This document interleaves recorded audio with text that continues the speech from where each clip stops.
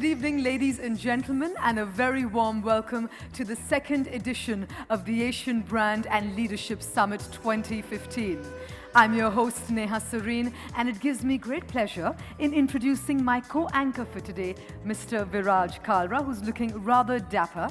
Now, together, we're going to take a look back at 2014 and celebrate brand milestones and excellence, while also mapping and charting the vision of 2015. WCRC, with NewsX as their broadcasting partner, organized Asian Brand and Leadership Summit 2014. The day's agenda was to involve the CXOs and MDs in a thought-provoking conclave where they discussed the way forward for the brands from Asia. Various companies and media agencies were also recognized for their outstanding achievements. The panel discussion of the day dealt with dynamic possibilities and the marketing challenges the diverse continent of Asia possesses. We have some of the sharpest, keenest opinion leaders here in this very room who have managed to combine vision and venture to scale great heights in their respective fields. So how can we not bring them together on this very platform to engage in a stimulating panel discussion? Let's start the ball rolling with what is it that you think Asia has to offer, which is going to be, the most relevant for all of us for the next 10 years to come. Asia is definitely going for the next leap, which happened to be there in fragmented way in Western region. Considering this area of the continent, there is a diversity, but the product, the services that is required at any point of time are similar. The only thing which is required to be looked at is that do we have the right framework? From here to 10 years, if you take how things will evolve, there is going to be tremendous scope and opportunities in financial sector for sure, because the way the government and Reserve Bank is focusing on digitalizing the economy, so many things are going to happen. Opportunities are huge. Those who can think, develop on technology, not just in mobile, on internet, on online, on sensor cards, magnetic cards. Recently, just 5 years down the back, if you had to send some money to somebody from Cochin to anywhere in India, you have to take a draft or send a check or send a telegraphic transfer and do this. Today, you don't need anything. You can do it through an SMS from your account. For Indians, Asians, there are plenty of opportunities. If you take infrastructure, you start any segment, right from power, ports, road, railway connectivity. Anything you take, there is a huge scope for development. Most of the time what I feel is that local players are the one who are going to really rule the world. I mean, if you are Indian based, you know the Indian culture, Indian mentality, the kind of consumer you have, the kind of potential you have, the huge mass, so many people, okay, and especially the growing middle class. Once you understand the local market, you will be able to do better. So what was done in US and Europe is getting done in India or maybe Asian countries, and the kind of growth which we are seeing is really good. 200-300% CAGR maintaining is tough, but yes, this is the market where we are in the right time, the right place. I think it is about time, and it needs a little more of the process integration, the global standard process integration in the Asian companies, along with a lot of digitization, social integrations, and collaborations. I think that these are the nuances and the facts which will make Asian economy, especially South Asian economy, a very strong, potent force in the coming days. We definitely export coffee or tea from here, and Starbucks comes and opens up in India and sell at a higher price than what we are. What is it? Whereas coffee beans are from India, but what is that? Because they challenge you in your own place. Why? Because of innovation. Challenge is there everywhere, but how do we address the challenge is only by innovation.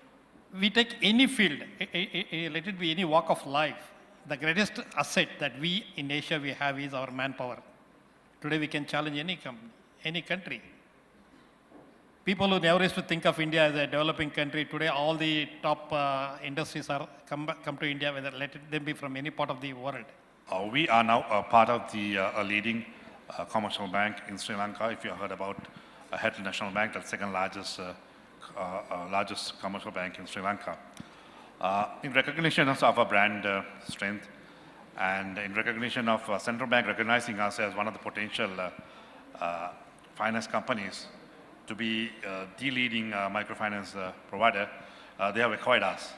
And having acquired us and seeing that the potential that they have, and they have in principle have decided that they would sort of invest in microfinance activities outside of Sri Lanka. So that is, so to speak, quite a lot of what the microfinance industry has in the Asian region. I think the world's largest mobile app producers are in our country, in India. So there is a huge scope for innovation. I think the world is looking at the Asian region for a lot of innovations. It clearly comes from the fact, look at the kind of funding that is happening across the region as well. You were mentioning about Amazon, but look at the Snapdeals and the Flipkarts of the world, which are really growing by leaps and bounds. And it is all about innovation in the e-commerce sector. The Asian region, the trust on brands by consumer is far higher than the trust of the brands in the Western region. Thank you for bringing that perspective into the discussion, because I'd really like to understand, and because time is limited, we'll obviously keep it crisp. That what is it that you're doing to keep your brand relevant to your target segments? Mr. Reddy, you can tell us what is it that you do to keep yourself very relevant to your stakeholders? What we talk, what we communicate, whether we are delivering or not, that is the first point. More than the publicity going to media houses, that is the secondary. That word of mouth will spread very fast. Any need for the customer, what is the next 10 years need? How he is going to ask? How he is going to, what are all his demands? So we are continuously thinking of developing new products, and which has to be given to the consumer at a low cost and affordable cost. To get another perspective from maybe another challenging industry from a branding perspective, maybe we can hear from the other Mr. Reddy from British Biologicals. I'd like to add one sentence and then tell a little experience, where we say quality was never an accident. It is a continuous struggle with a willpower to produce a quality product. Whether we maintain that quality, we challenge that, yes. Today, we are exporting the products to almost 21 countries. We have not gone to even one country that come and buy my product, they only have come. My only condition is that unless they accept that I'm going to put it as made in India, I'm not going to export that product to that country. Now, to bring that, it takes a lot of dedication, innovation, and constant upgrading yourself. Before I hand it over to the two agencies for the last word, maybe Vikas, you could tell us what is it that you guys are doing at Tata Blue to keep things relevant? The more important thing is the agility, how quickly you're responding to any change in the behavior of the buyer or competition or anything which is relevant to your brand. In our case, we are most of the time are the first introduction player in terms of the technology and product, but does not mean that we have to stop. We have to continue to introduce more and develop the entire channel accordingly. In South Asia, people always look for more and they want the change. And to be with the change and to lead the change, you have to continuously innovate in terms of product, in terms of technology, in terms of services. Rabat, maybe we can start with you. What is it that you think would be your number one advice, the numero uno advice to startups in Asia going global? See, in a lot of those speeches, a lot of the speakers have mentioned that we have integrated SAP into our system. We have integrated Oracle into our system. See, this is how you endorse products. You're also being a brand ambassador of these products. So I guess that is the story that needs to be built by Asian brands. That a person, maybe somewhere in France or Italy or Greece, would be saying, okay, we are using Infosys or we are using Wipro. I think that is the goal that Asian brands need to harness into their system. Interesting, absolutely. That's what we all need to be motivated to go to. And Anita, the last word. How a brand is relevant to me, how is it changing my life as a consumer, and how is changing the life of the society at large. You know, that is what I was mentioning about, makes a brand make far more meaningful. Look at what Maruti did to the country, you know, in terms of driving. I think it came into the force when everybody made, four-wheeler driving was made affordable to everybody. Makes absolute sense. Thank you very much for that. Are there any questions for our panelists? When Anita said that when Maruti came over here, they made it relevant for people to have affordable four-wheeler driving. I think I would like to correct that. They didn't make it affordable because we already had Fiats which were much more affordable. I think they brought in better technology. So, I mean, how did it make it relevant? I'd like to know. You know, so what you're talking about is benefit, which is right. I mean, if I don't have a superior technology, India and the South Asian region, even the Asian region at large, is very, very value driven. You know, we need value for money and we are very price sensitive.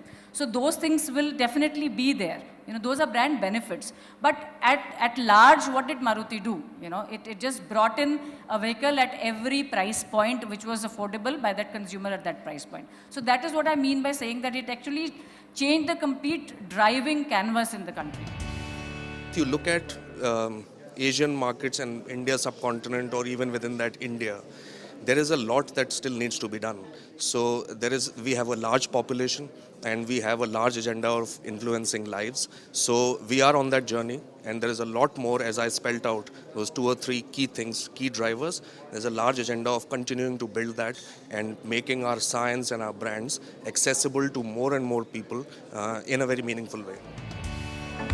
Ladies and gentlemen, for the very first time, the very first issue of the quarterly brand magazine that showcases brand news from all across Asia will be revealed right here, right now. We bring you Brand Illustrated.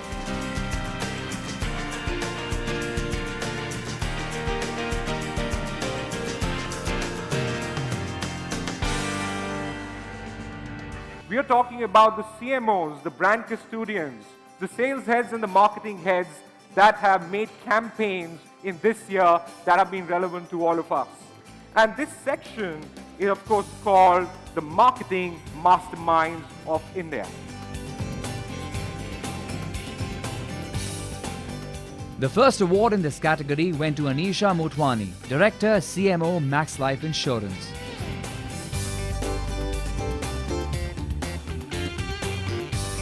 Prashant Pandey, Marketing Head, GSK.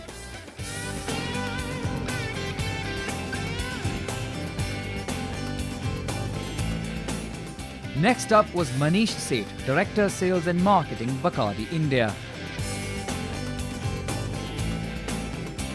The final award in this category went to Harmeet Singh Rajpal, Senior VP Marketing, Domino's, India. I think media mix is very, very relevant to brands. Whether you're going to invest your funds this year in the Sunburn, or you're going to go to the mall at the Palladium in Bombay, or to the UB City in Bangalore, or to the City Walk in Delhi, it's finally the media agencies that take a call on that. And so, we felicitate the best media buying agencies of the year. The first media agency to be recognized in this category was Lodestar UM, represented by Hema Malik. Next award in this category went to Havas Media, represented by Anita Nair and Mohit Joshi.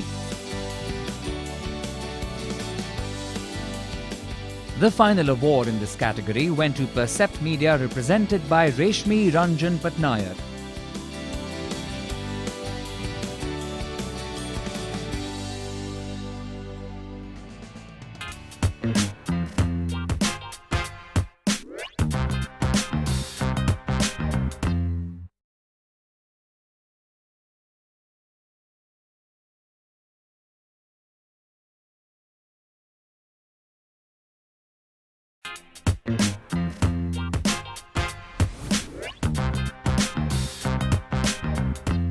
This next category of awards is not just about brands. It's about the brand builders. It's about the brands that have made it. It's also about the brands that are in the process of getting there.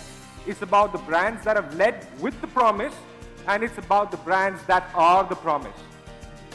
The first award in the category of WCRC Leaders of the Year went to Ritu Kumar for her contribution in the field of fashion designing.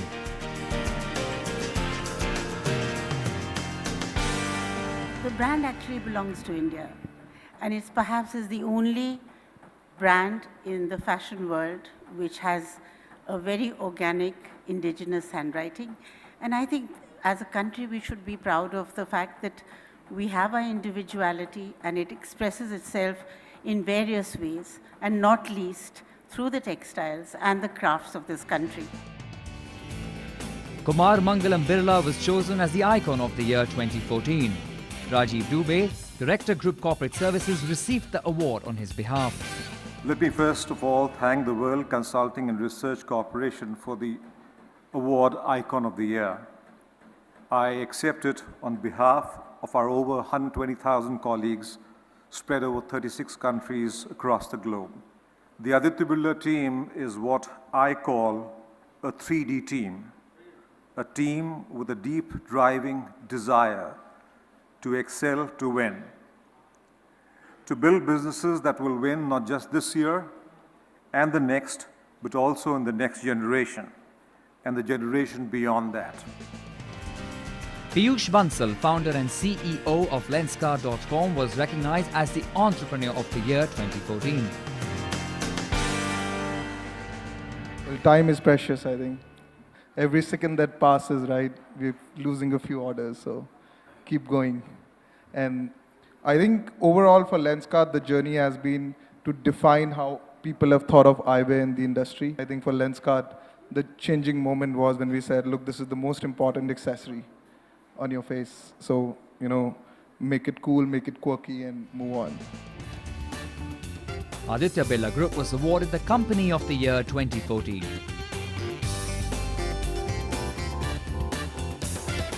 Anshu Gupta, the founder of Goonj, was recognized as the Social Entrepreneur of the Year 2014.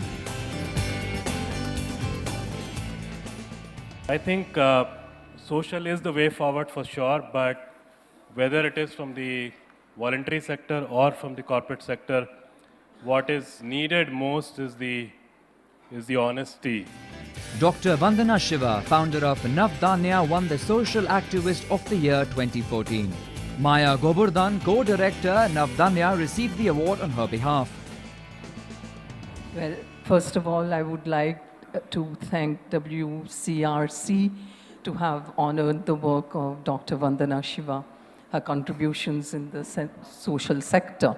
Well, the most relevant field is something that touches us all, every day, almost thrice a day, if not 4 times a day, and that is food. So Navdanya was founded by Dr. Shiva to protect the seed, to promote organic farming, as you have said, and also to show and express solidarity with the small farmers. Bikash Bahel won the award for Queen, the Movie of the Year 2014. I know we're always accused of making some really bad films and sometimes making a good film. But I must tell you that whenever you walk onto any set and you see the spot boy work and you see the light guy work, and there'll be one guy sitting on the roof for 14 hours just pulling the ropes, you realize there's so much of hard work and sweat and blood that goes into making a film that it's sad that we get subjected to just being noticed on that Friday, Saturday and getting judged for all that hard work. But there's a great team behind every film that comes out. There's a lot of dedication and hard work. And this is just one output of that hard work. When Just Do It happened, it started as a campaign for Nike.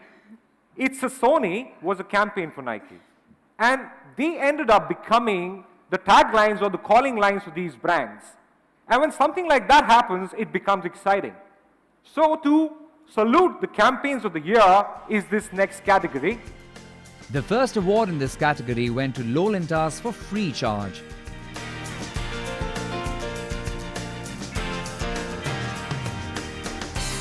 BBDO received the award for Gillette Soldier for Women campaign.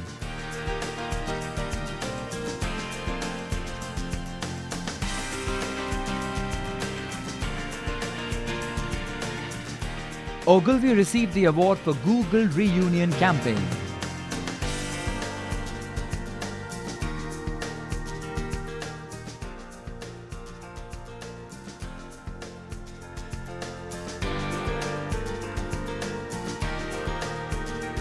Lowlantas also received awards for Idea Internet Campaign. Lifebuoy helped a child reach 5. And Tanishq, Love Has No Price Tag.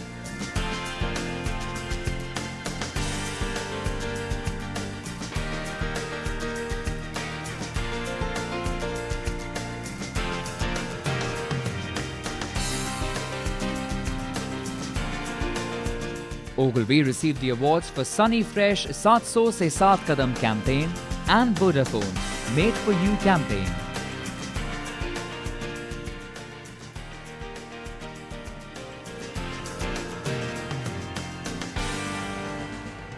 I think Viraj and I would agree on this one. We hope you've had a great time here today. I hope that this event and this wonderful showcase has captured your imagination just as it has ours. But it ain't over yet because we're going to be back with one more episode.